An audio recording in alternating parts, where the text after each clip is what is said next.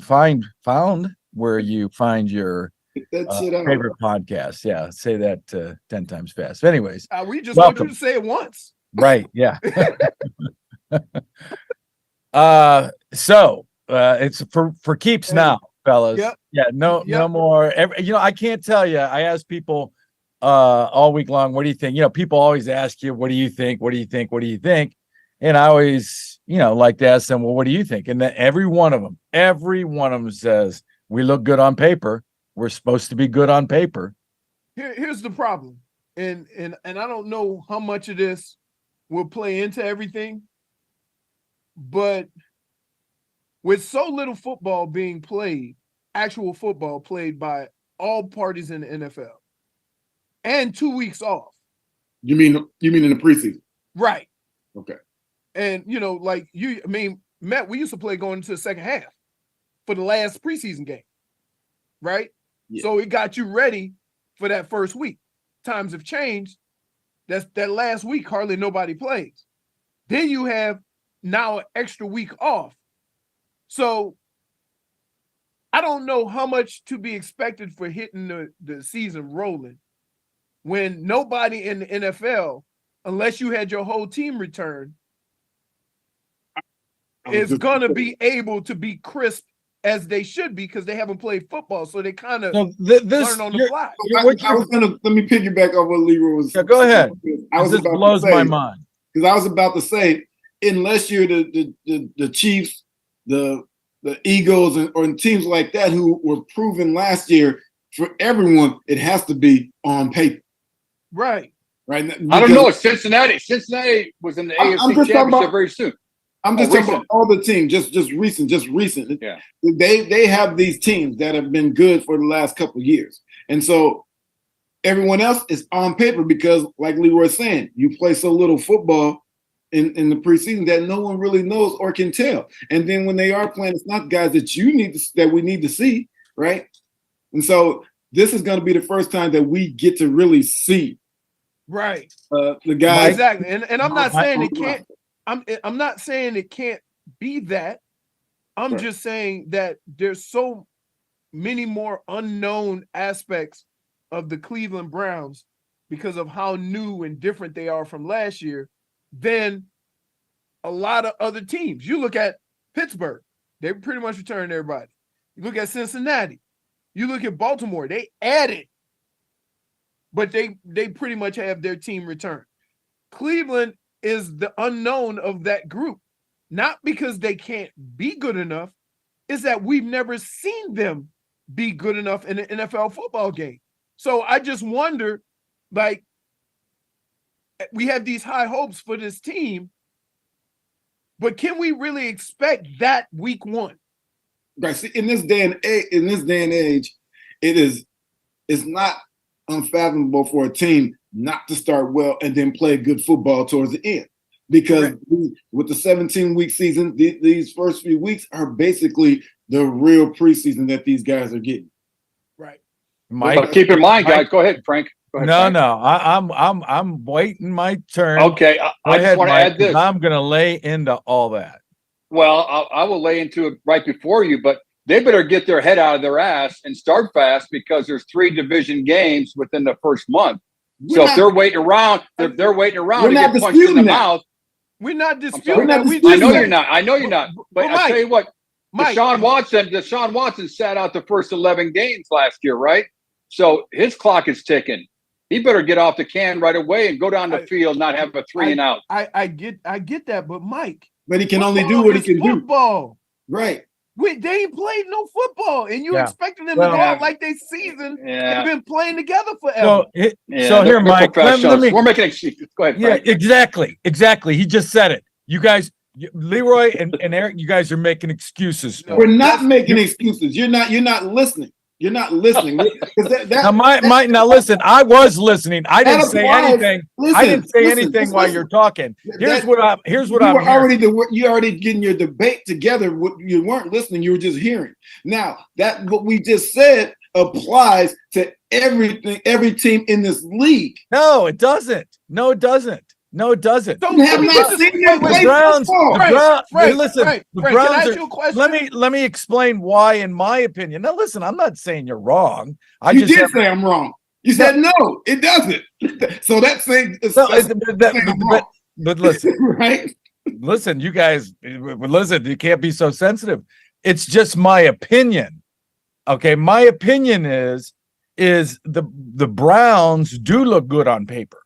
These other teams that we're talking about, they've got guys that have proved who they are. Like, for example, the San Francisco 49ers back in the day, Pittsburgh Steelers, the New England Patriots going into the season. You pretty much knew that's what we said. What you have. No, but you said only Kansas City. And no. I said as examples. Teams, I use those teams as examples. Teams that have done well in the previous years and did well last year. I use those. You can teams add Cincinnati. You can add Baltimore. You can add everyone who made the playoffs. Baltimore was great. I'm not adding Baltimore to anything.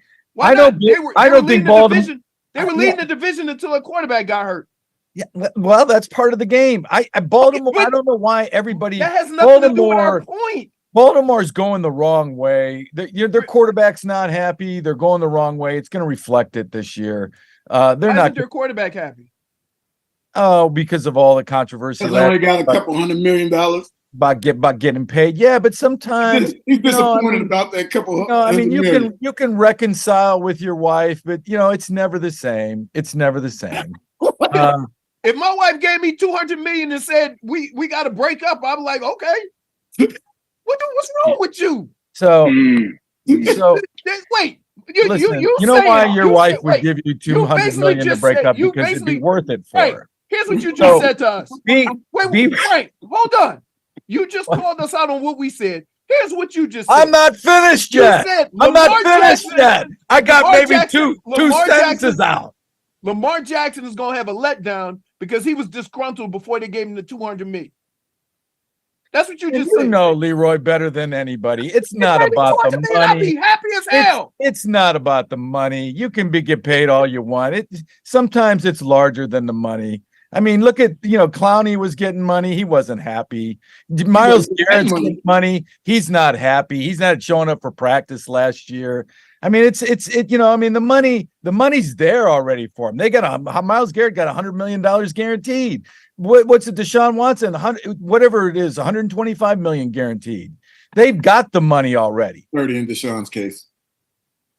So here's what I don't understand is, and Mike was talking a little bit about this, and reason why I said you guys are kind of making excuses for him is, listen, how do you get paid? And we're talking about the money. How do you have an organization? I'm not just picking on the Browns, and you pay these guys all this money and not expect them, or at least be ready to play, or say, it's okay if they're not really there at their best. I know you didn't say. I know you didn't say it's okay. Frank, you missed the point. The person said to you, there, when you asked them what do they think, they said we look good on paper. And all Leroy said, and I piggybacked on, was for now, that's all they can go on. Because we have not seen them play football. We didn't say whether they're going to start. Stop. We didn't say whether they're going to start fast or whether they're going to play well when they started. We said we haven't seen them play football. Okay, so we don't know. So what I'm saying is why is that the formula going into the season? Why didn't we get them? Why didn't we play them more in the preseason? We can't answer that question. We can't answer that question, but we do know that's what we saw, so that's all we can go on. No, I just think the head coach. I think the head coach is soft, and he kept these guys in a cage until opening day, and he knows his job's on the line. I'll say this: Mike Tomlin said it best. If you're going to be the champion, you got to spar before you go into a fight. And you see a lot of these teams around the league, guys. A lot of teams around the league. I know you're asking a question, but I'm saying we can't control what happened in the preseason. I'm just hoping and praying that they come out and look real efficient, driving the football. They don't have any pre-snap penalties. They come out and play as a group unit. They complement one another. That's what my prayer is for the start of the season against the Bengals. Well, here's the thing. we're not disputing any of that. There's a lot of people whose careers need a makeover, including the head coach, right? Including the quarterback. I agree with that. What you're saying is that, and I even said this during the preseason, when you ain't played meaningful football in 2 years, don't you need to play as much football as possible to get your ass in gear? Just like a golfer that takes a year off. We're right? expecting, we're expecting Deshaun Watson. The only person I give a pass with is Nick Chubb, because running backs can just go, because we get hit anyway. So all you're trying to do is save him some hits. That's it. Okay? But Deshaun Watson hasn't played football. They haven't made a whole bunch of play calls and adjustments with Deshaun Watson, talking about the offense. Defensively, they got a new scheme. I understand you got to kind of dumb it down in the preseason, but there's just a lot of things that nobody has seen. And I asked the question, if you have never seen it, how can you make demands that somebody does something you have never seen? You're listening to In the Dog Pound with Leroy Horde, Eric Metcalf, Mike Tomzak, Frank Stams, Hanford Dixon. Where the question is a poundcast found everywhere where you see your favorite media outlets, right? Podcast. We're in a dog. I don't know why I'm having trouble. I don't know why I'm having trouble with it. Anyway, he's the guy this year. He's the guy this year having a problem enunciating, right? He's I can't say no Joku. And his hair's falling forward. He's getting mad and his hair's falling forward. Well, that's why it's raw and uncensored, Frank. Hey, one thing I'm excited about, guys, that word is used in the first week and leading up to the season. The defense got a bunch of turnovers this preseason, so we know that just on paper, but the performance. I mean, sacks and interceptions and fumble recoveries. Right. You know, and I got the number for you. 7 interceptions, 12 sacks. And that is the most important aspect of this team turning it around. What we saw from that defense. Because, believe it or not, the Browns have one of the best running games in the NFL. Believe it or not. And when you have that, you are what you how are. a game is going, you always have something you can hang your hat on. And You are so what from you that represent. standpoint, if it's a little sluggish or it don't look right, it don't feel right, or they dare you to do something, you have the ability to just ram it down their throat. And they had a nice addition. They got rid of Cade York. He's out fishing in Lake Erie right now. And they got this new dude. Pronounce his name? Dustin Hopkins. Yeah, and last year I made this bold prediction that Cade York was going to be the MVP. That was a good prediction. Be real tight. And the games did come down. How many games came down to 3 points or less, guys? We witnessed that. We talked about it week in and week out. But MVP doesn't stand for valuable; it stands for vulnerable. Performance.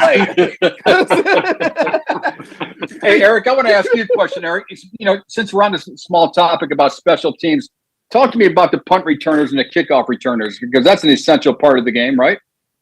I mean, in this day and age, it really isn't, and they're taking it out of it. And so with the new rules, especially talking about the kickoff return where you can fair catch like the college style, that takes away. But, I mean, it's important if you feel like you have somebody back there who can get it to the house, right? Like, I don't think that it's important in the Browns game. I don't know. I mean, we all say special teams is important. But when we're talking about returning, are we really going to emphasize it with the guys that we're putting back there? We're putting DPJ back there as the punt returner, and Jerome. They got a running back. Yeah, they got a running back, right? As the kick returner. And so I don't know if we take those chances. Like if you do catch it inside the 25, if you catch it on the 5, I don't know if we don't just fair catch it and take it to 25, right? Because it depends on. I think it depends on the situation. That's true. Remember, there was a time when you didn't necessarily always do kick returns, and we'll get to a point in the game where coach will look at you and say, "Go get it." Right? That's true. But what I'm saying is like, if a healthy Jakeem Grant is back there, I think they treat the scheme differently. Right. Agree. He has that ability. I agree with that. Because he has that ability to change the field.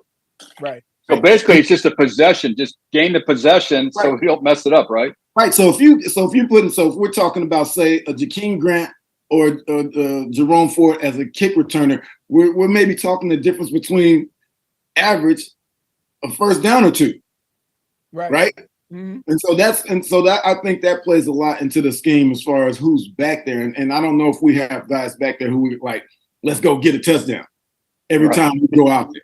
Right. And so, I hope we do, but I don't know if we have those guys. It seemed like they use returners now as the extra dude. Right.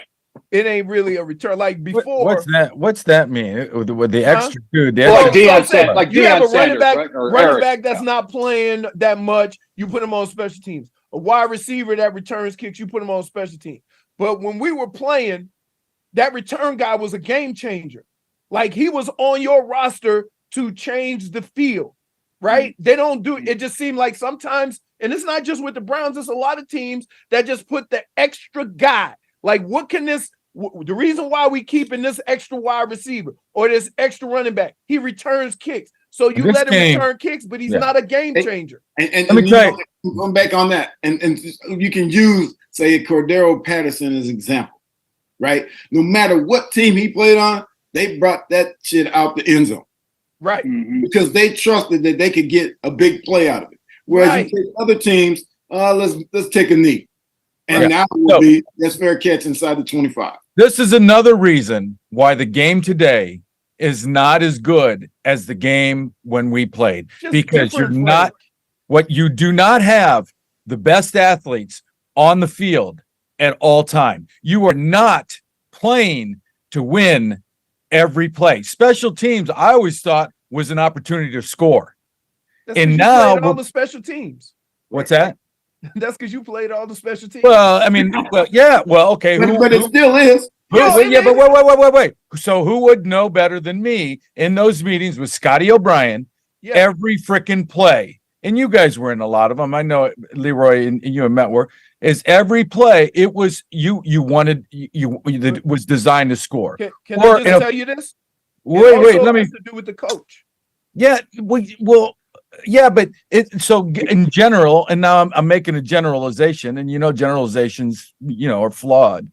But in general, and getting back to my statement, it's not as good as the game is not as good as 25, 30 years ago, because now we're putting people on the field to just get the ball out to the 25, or so other people don't get hurt, or what's that?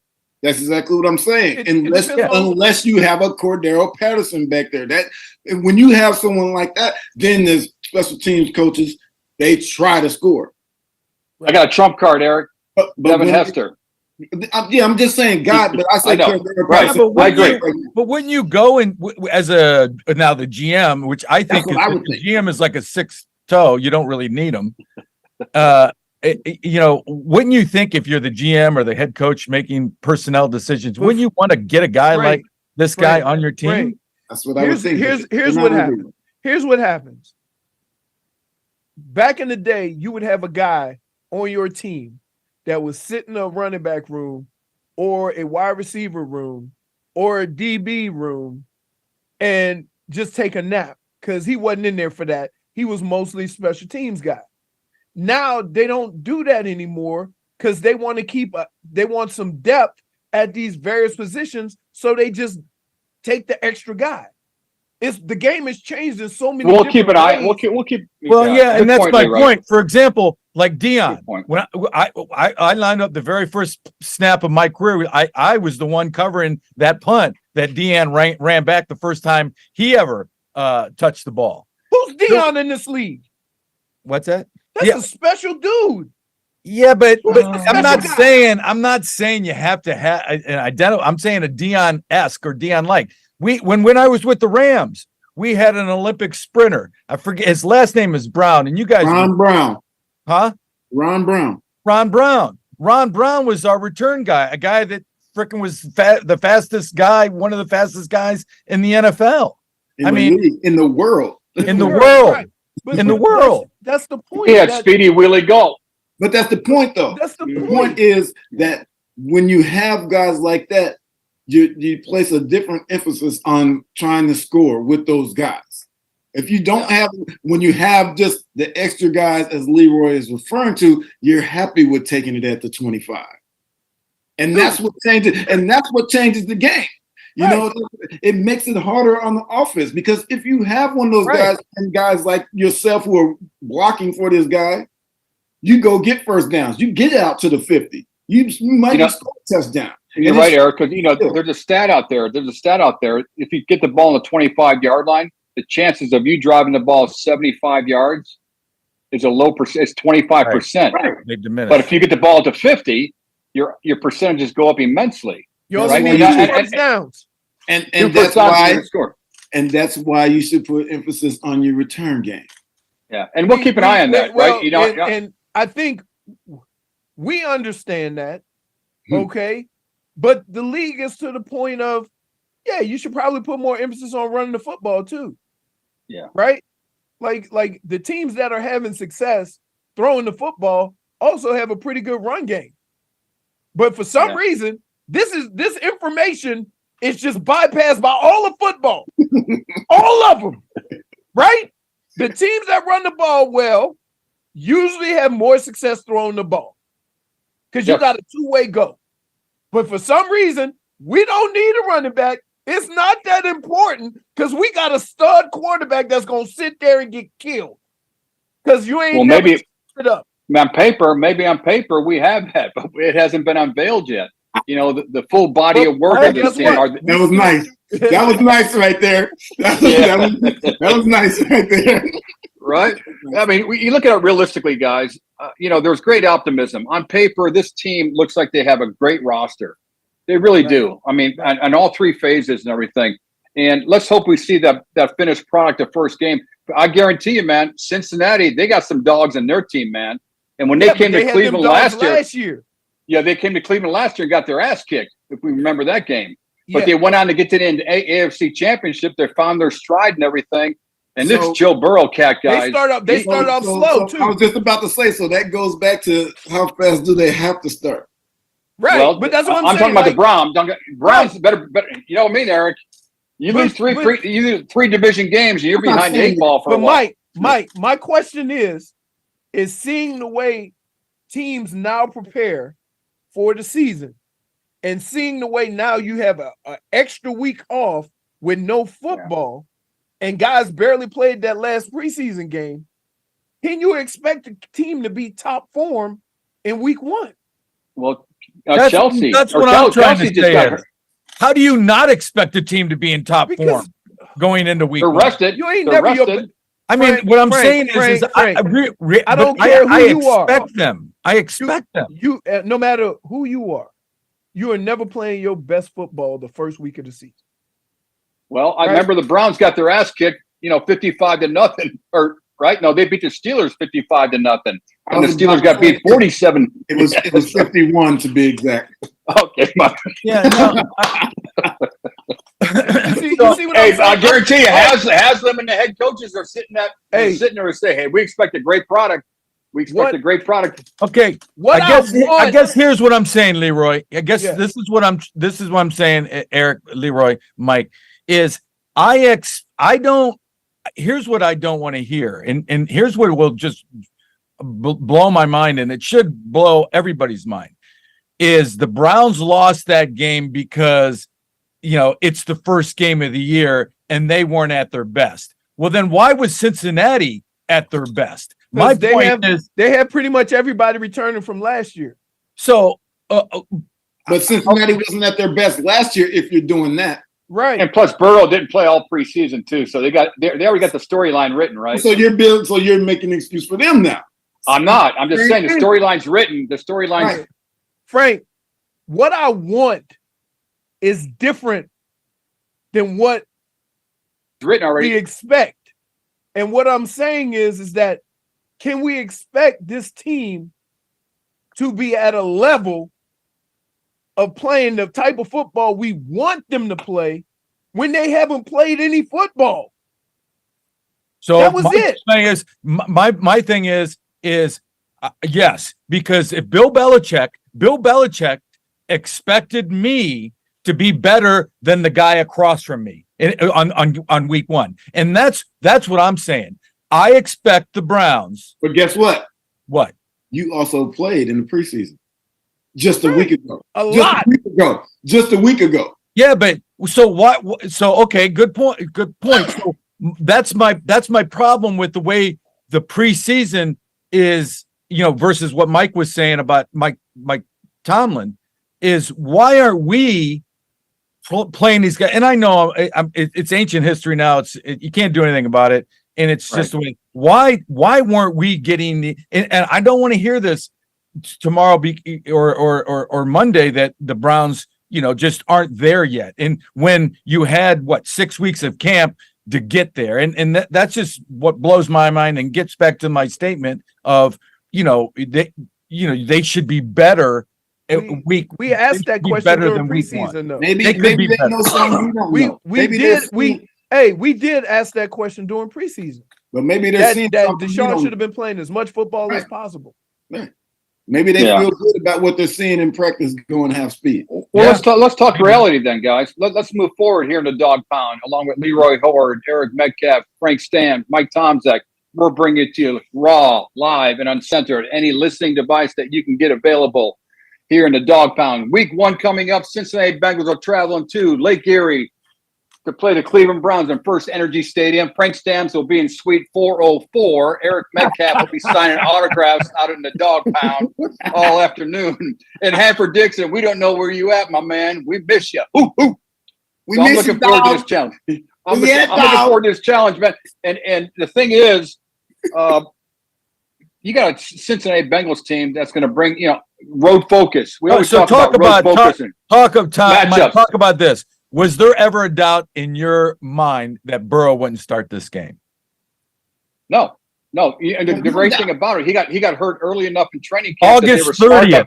I looked it up to August 30th. That's 6 weeks ago. But guess and what? I've had a calf pull before, and I don't know if you guys have ever had a calf pull before, but when you think it's right, you still, if you tweak it a little bit, it sets you back, Eric, right? Another 3 weeks. Every calf pull I ever seen ended up being a torn Achilles. July 30th. I didn't mean Let's not forget that. We know what you meant, Frank. So because he's Joe Burrow, do we just say they come out playing grade A football and he hasn't played? Is that what you're saying?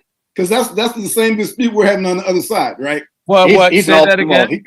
Because he's Joe Burrow, do you think he's going to just be able to come out there and play and be firing at all cylinders when he comes? He hasn't played either. Yeah, but I see what you're saying. I would be just as critical with Burrow, but I mean, it's hard because Burrow wasn't capable of playing because of the injury. Okay, I'm talking about guys. I'm talking about guys. What's that? That wasn't guys that were healthy.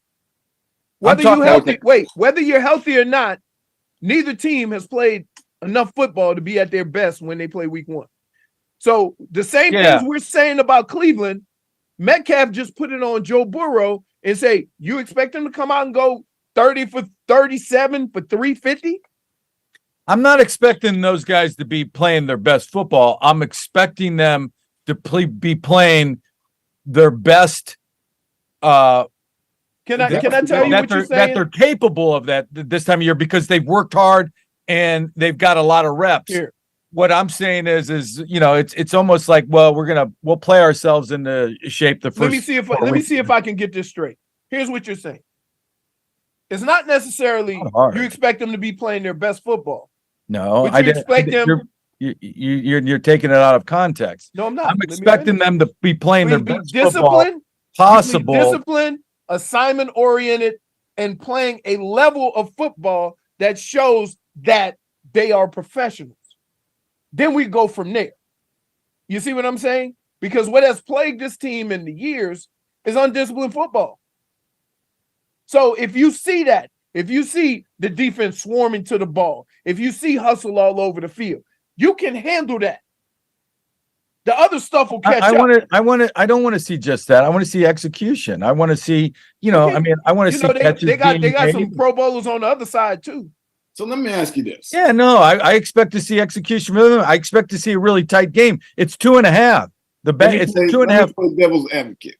Yep. Let's just say they played the whole entire preseason and then came out there and got their ass whooped. How would you feel about that? I'd be disappointed. you'd be disappointed, right? I mean, I get that. I'm just saying. Yeah, but it wasn't for lack of effort. It wasn't for lack of being not prepared. So how do you know that they're not prepared now? Well, because simply because of the number of snaps that they've not taken. You just said you expect them to play at the level, right. And now you're saying that because they haven't played enough snaps, make up your damn mind. Right. You guys sides of an argument. No, what I'm saying is they well, Mike said it earlier that, I'll put it on, Mike. We talking to you, Frank. It's a soft approach. What I would have liked to seen, and getting back to my statement, is I don't think the game is as good as it was 25 years ago, because I think teams were better prepared going into the season and they were closer to their best because they had a harder training camp. That's what I'm saying. I want the Browns to be closer to their best, and it's simply because they've lacked the reps in the preseason. They are not going to be good. What's that? You said you expect them to be excellent. I didn't say. I never used the word excellent. You said you expect them to start the game off on a high level. I expect, compared to where the Browns, what I want for the Browns is to play I think they could have. Oh, that's not just the Browns. It's teams aren't going. Remember my statement. We're in the dog pound. Remember my statement is our teams as good as they were back in the day. You guys remember training camp? I mean, and what a grind it was. I mean, it's nowhere near that. So how could they be closer to being a better team? The best team they can be with the right. Small amount of reps that they've had. You're amazing. I started the show off with that same exact question, right. And you said, "Nope, I expect excellence." You know what I expect? I never said that. You know what I expect? More so, not what I expect. What I want, and I don't give a damn how it looks, is a victory. Hell yeah, brother! I don't care how it looks. 2.5 by 2.5, right, Frank? I don't give a damn about that 2.5. I just want a victory. Find a way to win. It is so hard to win. You know what? In the games last year, there's 5 games last year that came down to 3 points or less. Could have changed the whole complexion of that organization. And I remember a wise coach once said it could be one play or one game that could turn around the season. And they had their opportunities, right, last year. So hopefully they learn from their mistakes. And I know this for a fact, that Jim Schwartz, the defensive coordinator, is going to line up some dudes in the A-gap and see how mobile Joe Burrow is. Right. They're going to attack this dude, man. And they're going to come from the edges. I want, to further on what Mike was saying. That's the way I would go after him. I want to see these 2 new D tackles get pressure up the middle and get in his kitchen, right? Mm-hmm. And that'll allow your outside guys to make some plays, right? Last year, the 2 outside guys were running into each other because Joe Burrow just step up because you ain't have no pressure up the middle. Then you try to bring some linebackers, and then you get beat down the field, cross the middle. So I want to see these D tackles get pressure up the middle, or I want to see them be creative with how they do things. Myles Garrett, Aaron Donald, Chris Jones, those are all guys that they have taken and moving across the defensive line and created mismatches all over the offensive line. And all right, let's talk about that real quick. Myles Garrett, they were talking about this matchup. Myles Garrett, Orlando Brown Jr. Now, we can talk about Orlando Brown because we all knew Orlando Brown. He was with the Browns when we were there. Yeah. So that's a big matchup for in the game Sunday. What I think is, that's a big matchup. It's quickness versus size, right? Yeah. Because he's a house. But here's the deal. His father was freaking huge, dude. Huge. Remember he got suspended for the damn official putting his eye out with the flag. Yeah, that's right. He got money for that, didn't he? He got money for it. So, but here's the deal. What I want to see from Schwartz, right? That dude is a great defensive coach, right? Everybody he's ever coached, every defense he's ever coached has been aggressive and creative with how they do it. Right. I want to see Myles Garrett all over that front line. I want to see Cincinnati have to make adjustments everywhere. Move them around. Because you know what? If you leave your star in one spot, right? All they're going to do is either slide the protection, look the other way, put the tight end over there, and they just going to keep tagging it. You move them around, they're going to be like, oh, hell, what we do now? They're going to have to go make some adjustments. So you constantly have them thinking about Myles Garrett during the course of a game and not thinking about their execution. Because they walk up to the line of scrimmage, they trying to identify 95 like we used to identify 56, right? You know you played against LT, you better be damn sure you knew where he was. That's but right. Hey, I got breaking news, guys. I'm sorry to interrupt. I got breaking news from the top dog. He goes, I didn't forget y'all. I'm doing a live shot on TV5, and we're getting ready to go live in this preview show. So top dog. Yeah, I know, but he getting some money. He getting some money over there on Channel 5. Hey, thanks for the breaking news. But you know what? No word. And we all know that we need that front and that middle to be effective and get some push. Stout.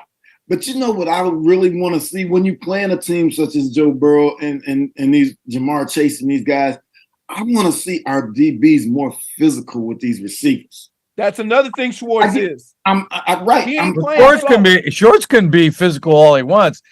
What matters is those guys on the field, and that's the question Eric is asking. Because I'm tired of them letting dudes have free runs down the field. If you get up in his face, if you ain't gonna put hands on him, right? 4 seconds, Eric. If they're bringing some heat, they're bringing 5 or 6 guys. You know, you can get up in their jar a little bit and get them off stride. Right. You only need your receiver to be one step off. When that foot hit the background, if the quarterback ain't sure, I'm squeezing the ball. I'm squeezing the ball. Exactly. You know, and I'm looking at the rush.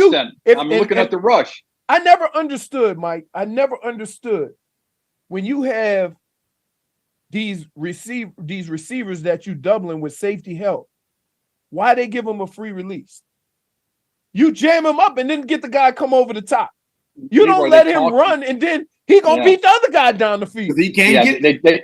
They talk about that in meetings. I guarantee you. We talk about it here at Youngstown State. Don't give them a free release. If you're going to funnel them to where your help is, right, or you funnel them to the sideline. Right. And if you get them off stride a little bit, it does mess up the timing of the play. And I tell you what, teams have tried that with Jamar Chase, right? They tried to get him off stride, but the dude still balls out. They go ahead and find Tyler Boyd somewhere. They get a tight end or to get mixing, in the mix coming out of the backfield. But, Frank, talk about the linebackers. These guys are one guy's coming off an injury. They acquired another dude.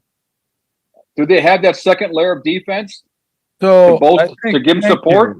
Thank you, Mike, for deferring to me on the defense. I see. Here's how. I mean, we know Burrow is not going to run the ball. He's going to get. He's going to get. He had the most yards rushing in his career last year. So okay, but they don't want to. I mean, the calf thing. Yeah, I agree. By design, there's no doubt that, in my opinion, that he was going to play in this game. I mean, and he's not going to take a sack. I mean, he does hold the ball a little bit, and they got to break him from that. Tell me about the linebackers, man. Get after the linebackers. Well, I'm getting to that. I'm getting that. And so as a defense, I'm thinking what's going to be their plan. I'm trying to understand what the offense is going to do. So, and then combined with Schwartz, his guys are all about penetration, get up the field. Whether it's penetration in the run game or the pass game, it's effective. So you got to play off that if you're a linebacker, and you just got, if those guys are going to have free reign, you got to find a way to fit and not fit on top of them. Because once you do that, if you start fitting on top of your defensive lineman, you lose, what they call gap integrity. And you lose. Yeah, there's holes in the holes in the defense. But their challenge, the linebackers' challenge is going to be guarding the running backs out of the backfield. I mean, Mixon is a pretty damn, and Eric and you and Leroy can talk to that. They are probably going to, if they pressure the quarterback, the ball's coming out soon. That's why you guys are talking about the bump on the outside, and the linebackers got to get on their guys in a hurry. So it's going to be a challenge. I see the Browns playing a lot of man because if they don't, Burrow will have a field day back there. So here's the deal: if they get enough pressure inside, right, and push Burrow back, and put some stress on those feet, right, to where he's looking to throw it to Mixon, that's a win. Mm-hmm. That's a win. If all he has available is a check down, that is a win. I agree. So and rally to the ball, yeah. Right, exactly. So that and to my point, that's what I want to see. Right? Sometimes the game plan might not be right. It might not quite fit, and you kind of wobble through that game plan before you find something that works. But how are you playing the game? Are you being aggressive outside? Are you getting after the quarterback? Are you swarming to the ball? These are the things we didn't see last year, where one broke tackle went for 50 and they need to go for 5. I see the Browns. They got to bring for the linebackers. They got to bring 5 a lot, maybe sometimes 6. And they got to get that ball out of Burrow's hand, because if you let him hold on to it, he's going to make you look bad. And, typically the home team gets 3 points at home, and the Browns are a 2-point dog. So really, they're seeing this as close to a touchdown spread. So, the Browns have a big challenge playing the Bengals, but, like Leroy's talking about, and, and you guys all know, is they got to freaking out tough them, and they got to bring pressure. And it starts with freaking pressuring Burrow, because he's their guy. Mixon's not going to beat you. Those receivers aren't going to beat you. Mixon is the guy that's going to beat you, and they got to stop him. I mean, Burrow is the guy that is going to beat you. Yeah. Which is again, I want to see, and look, this football, this big boys, right? If you go in there with a bandage on your arm, that's what they're going to test. Right? If you go in there, you had the bad foot, they wanted to put some stress on your foot. That's life. We ain't going to just let you have a free run and just get back there and get comfortable. So what you do, you bring pressure up the middle and make him get off of his spot. Let's see how mobile he is. Let's see if he's concentrating on that injury, or is he concentrating on making plays down the field? And then you adjust accordingly. Yeah. That's it. No, there's no problem with that. You could go into that. The thing is what I want to see out of the coaching staff. No. It's not even the players. How you can minimize all that stuff you're talking about with Joe Burrow? Keep the ball, run the football. The damn ball. That's a whole limit his possession, right? That's a whole nother topic, because we've been fighting that. We've been fighting that all last year, but, right? Too many situations they should have just ran the ball. And we're talking about our defense, and everybody's been talking about the defense has been a letdown and all that. But at the same time, we need that damn offense to do something also. Right. That's keeping possession. That's having possession of the ball, and not only having possession of it, but scoring. Here, red zone efficiency. Question though. This is what I hate. I hate saying this, but I'm gonna say it anyway. The arrogance of coaches. They don't go out there to win games. They think they got to score a bunch of points. And this is one of those games that if you win 17-10, you get the hell up out of there and you happy. That's right? Because you control the ball. You had the ball 35 minutes and you kept Joe Burrow off the field. That's the game plan that's called for.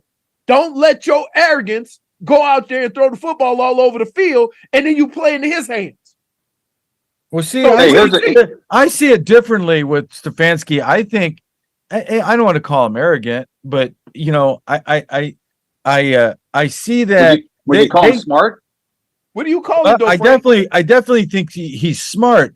But what I saw from him last year is a number of times he had a chance to take the points and he didn't. At Cincinnati, in-game management. That's not what being smart. Is that being smart? Frank, here's what I'm talking about. I'm talking about a situation where we're gonna break it down for you, Frank. When he goes into a game, right? He has a picture of what he wants the game to be. Yeah. They might want to put up 30. They might want to put up 35. We got things that can take advantage of that defense. Then you start playing the game. And then you realize that, you know what? Our best bet is just to run the ball and keep it out of his hands. Is he going to let his ego slide and be able to win a 13-10 game because that's going to be required to get out there with a W. A lot of coaches think they have to win their way. And they end up losing football games because of it. And we all know that a lot of teams say we're playing the Chiefs or Cincinnati in this case. A lot of times they walk in thinking we can't beat them if we don't score 30. Right. Which is not true. It's not true, but that's the mindset of a lot of coaches. And guess what? And we had coaches that said they can't score if they don't have the football. Right. I'm going to give you guys an ID here in the dog pound. This is radio talk. This is podcast talk, or pound cast talk, as one of our colleagues would say. This is Mike Tomczak, along with Frank Stams, Eric Metcalf, and Leroy Horde. Top Dog is live on Channel 5 if you want to tune in right now. Here, dog. I'm right here, dog. Forget about that. They're not talking football over there. I don't know. Right here, dog. Yeah. They're talking about fashion. What are you wearing to the game? Yeah. But here's a hidden stat for you guys. You know, both these teams are only carrying 2 quarterbacks, right? And I played with a wise, just really, really successful defensive coach named Buddy Ryan. And he would always come over and say, I heard that backup quarterback's pretty good. Let's see him early today. without putting a bounty on him, you know. So my man sitting on our sideline, Dorian Thompson-Robinson, is backing up Deshaun Watson. And for the Bengals, we have this guy named Jake Browning, which I don't know much about that cat. And hopefully we do see him. He went here to University of Washington. Okay, there you go. Yeah. Thank you. What year in the league? What year is he? He's been in a while because he went to he took them to the playoffs again, and they lost to Alabama. No, Clemson. When Trevor Lawrence was there. So it's been a few years. He's probably about 3, 4. Hey. Okay. Hey, so that's gonna y'all remember the blue collar dollars? Yeah, I used to collect a lot of those, man. The blue collar dollars. Yes. Then it became illegal. Oh, easy now. Come on. Hey, but backup quarterbacks, backup running backs. I mean, we're going to see, at least half the league that are going to defer to their backup guys, because lack of play in the preseason. The guy gets dinged. Burrow's going into the game coming off an injury. We got guys in the Browns that are going into the game coming off of some sort of soft tissue injuries. And with this 10-day lapse, guys, 2 weeks lapse, what do you think, Eric, Leroy?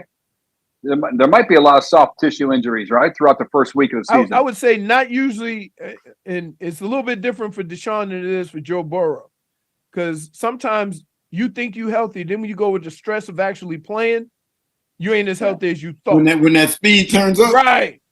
When you ask, when you ask more of your body than is available. Hey, Mike, you know damn well, come Sunday, he don't get no red jersey. Well, I'm not so sure about that from the officials' point of view. I mean, anymore, I think the officiating is just. Hey, we got another breaking news. Breaking news, guys. Travis Kelce hyperextends his knee in practice today. The line goes from 6.5 to 6 against the Detroit Lions on Thursday night. Breaking news. I love the Lions. I love the Lions. But question. Are we overly excited about the Lions or no?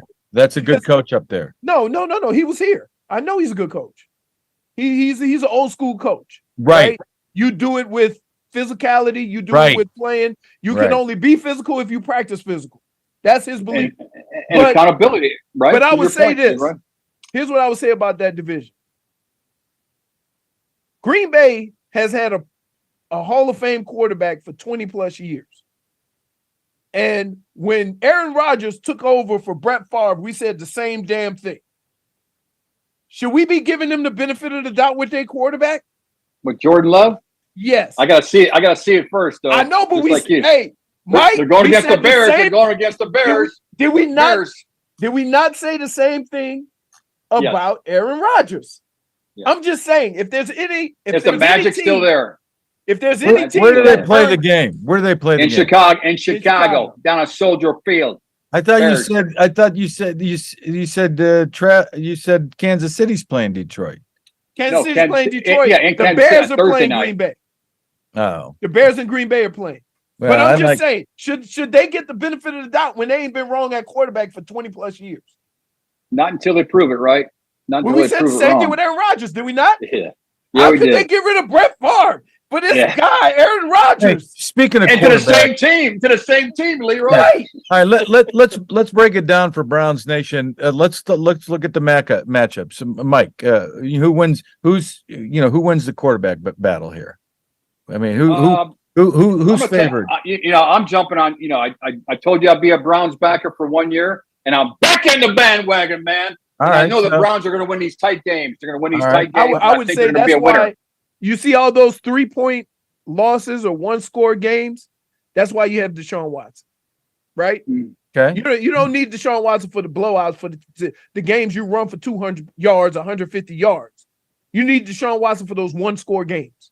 So if you flip, so Leroy's on the same channel I'm on. Right. Like, so it's hard to compare. And here's what I hate doing. It's hard to compare quarterbacks that play in 2 different offenses, because the Bengals are going to pass it more than they run, and the Browns should run it more than they pass. So how do you compare the 2 quarterbacks when they're being asked to do 2 different things? Well, I took it a step further. I just told my feelings on it. I just think that, the Browns, I went to our bishop here in Youngstown. I went to Bishop Bonner, and we did a devout prayer. Bishop Bonner. Yeah, David Bonner. You're pronouncing that the right way? This time I am, Frank. This time I am. I worked on my enunciation over the off season here in the dog pound. How do you spell Bonner? Well, you figure it out yourself. Some people spell it differently. But we did a divine intervention, and the Browns are going to, I will say this about this season, and we can give our predictions, but I think every team in the AFC North is going to be above 500. And what that number is, I don't really know. It's going to be very competitive. They're going to be above 500. Some teams can be 9-8. Some teams can be 10-7, 11-6. Eric, Eric, what do we got to wrap things up? We got about 6-7 minutes left. What do you think about the quarterback situation? I think it's one of those things that Leroy just said. I think it could be one of those. First of all, I think the Browns win this game. And so, but I think it's one of those situations where when you look stat-wise, it looks in favor of Joe Burrow. Because of the way, like Leroy said, the way they play the game, I think they'll be behind and they'll be throwing for a whole bunch of yards, which happens all over the league. You see quarterbacks in this league throw for 4,000 yards but won 6 games because they're always trying to come back. And teams are basically playing prevent. And Mike? Yeah. Sorry, go ahead, Eric. Sorry. I'm not saying that's what's going to happen. I just think when you talk about comparing these 2 quarterbacks, it's going to look different and it's going to look in favor of Joe Burrow, but the Browns will win. I'll go back the other way. What do the Browns need to do to win the game? Control the football, create turnovers. But what does that mean? What does that mean to people? I think I know it. What do you mean by control the football? What does that mean? Well, get possession. When you get possessions, you convert on third down. You get off the field on defense on third down. You limit the possessions of the Cincinnati Bengals. And if they have to run Chubb 25 times, so be it. That's how you get first downs. I mean, I wouldn't mind 3rd and 4 to giving him the ball, and when it's 4th and 2, make it a go. I don't like our offense. I haven't liked our offense in the previous years when we get behind the chains. So I think it's one of those situations where that run game, like you're talking about, or even short passes, keeps us in front of the chains. Right. And possess the ball that. Take a profit. Is it what do I know? I don't know shit. Is it unrealistic to think that you should run Chubb 25 times? Is that still what you should do in the NFL? Yeah, when you have Chubb. Okay. I mean, you ain't got Chubb, I was accused of abusing the running back if he's running 25 to 30 times. 25, listen, nobody runs for 25 carries a week, but set the tone with the running game. 25 carries is 400 carries. So nobody does that. Right. Okay? But it's a point. If the team runs the ball, listen, this is a known fact. You run the football 25, 30 times or more in a football game, you are winning because it means you control the line of scrimmage and the game clock. Forget the number of yards. If you're able to run the ball that much, it doesn't matter what the yards are. It means you're controlling the game. Yeah, no, I saw that same stat as if you achieve a rushing touchdown, you're like 65% to win the game. Yeah, rushing the ball is running back carrying the ball 25 times a game is not going to be abused until he needs a contract. That's when he's going to be abused. just like John Taylor. Yeah. That's when he'll be abused. Frank, I'm curious, man. You've been all over the board, and we respect you. But what are your thoughts on this weekend? He thinks we're going to lose. Well, no, I don't think we're going to lose. I think if Deshaun, the Browns got to play a better game than this is, you know, the Browns. Flash. Now, listen, put it on the ticker. So the Browns, in order for the Browns to win, they got to play, you know, 90. They got to grade out 90% or better. I think for the Bengals to win, they got to grade out 83% or better. I just think I mean, they've got the experience. What happens, Frank? So what I'm saying is to tell you, Deshaun Watson, he's got the talent to win the game, and this is what I'm getting back to the whole thing. I just wish he would have had more reps so that he comes in, you know, at more, I don't know, more polished, more polished. Yeah. We don't have that right now. So who is going to win this game, Frank? Well, what's your prediction? What are your people? I'll tell you what. You know what? I'm gonna. It's really a toss up to me, but so I'm gonna go with the Browns. I'm gonna go with the Browns. I'm gonna believe. I'm gonna believe in Schwartz. You know, that the defense is going to create a lot of negative plays and get Burrows on his heels so that he's, you know, and he doesn't look good. I went to the game a couple of years ago down in Cincinnati, and the Browns just kicked the shit out of Burrow. I mean, that's his career. Yeah. So and I got to throw this at you as I was doing. He's never beaten him, right? He's never beaten him. The Browns' longest. You guys will love this now. The Browns' longest winning streak against the Bengals was 7. Can you tell me what years that was? Just the last few years. Gotta be late 80s. The last few years. It was when we were there, from 92 to 95. Really? The Browns, December 6, 1992, the Browns went on a 7-game win streak. It was crazy. Because I remember playing against them when they went to the Super Bowl in 90. And then that was also the same year when we played in Cincinnati. They were lining up to start the second half, and our defense was coming out of the locker room. What? Yes. The defense hadn't come out of the locker room yet. And so Boomer waited for him to run all the way down the field to get lined up and then ran it. Oh, hey, that's a classic. Man, that was responsible for that. Yeah. 92. Eric, I guess you made your pick. I wasn't listening real intently. You're on the bandwagon? I'm the Browns, and I'm going to even give you a score. Yeah. What is it? 27-20. That's about, yeah. Wow, I got the Browns too for one reason. Uh-huh. The one thing that plagued the Browns last year on defense was no pressure up the middle. And I think the two guys that they signed at D tackle and the way Schwartz is coach football, that's going to change. So Burrow's going to be moving, and you want some stress on them legs, and I think that's what gets to him. Mm-hmm. You know, it's interesting, guys. You know, over the years, playing in the AFC North or AFC Central as we know it, teams would always, in the offseason, find that matchup. I need to stop this dude, so I'm going to go acquire this dude.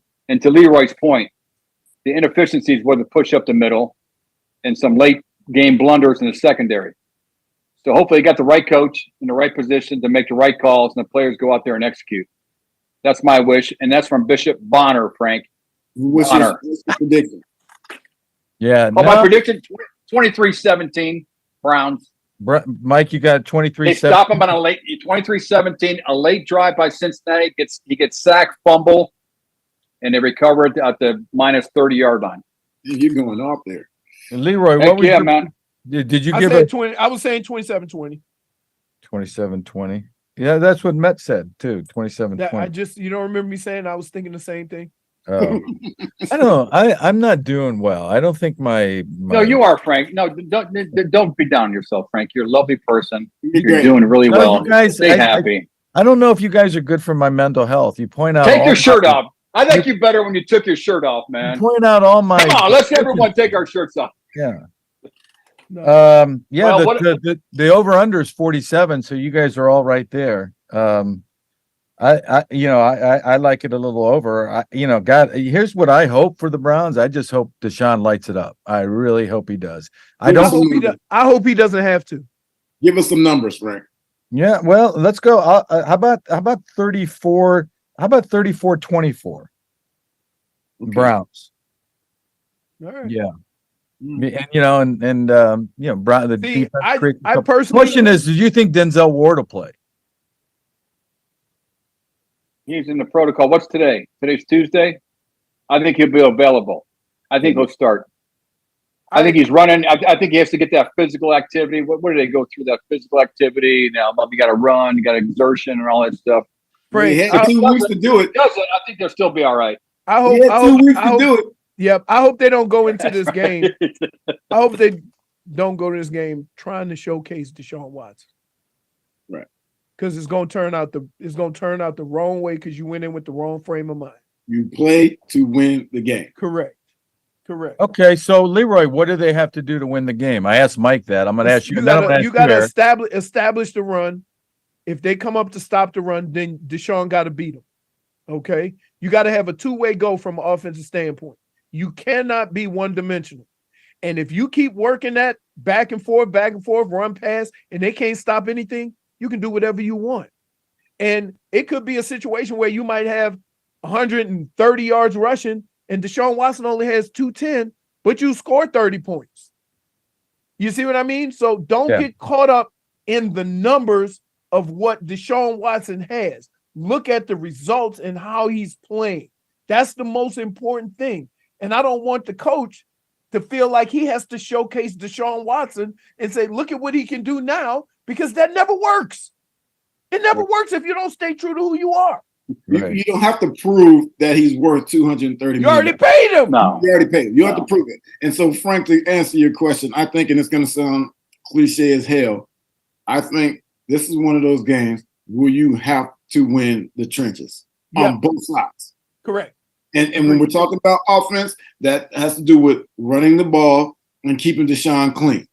We're talking about defense, that's getting pressure and clogging that middle so they can't run through there like everyone did last year. Everybody. Frank, I can help you. Frank, I can help you out here. There was a wise Stoic man once said, "You don't know what you don't know until you know, and we won't know until 4:00 on Sunday." Hey, have you guys noticed that there's always a wise man or a coach, but he never gives any names?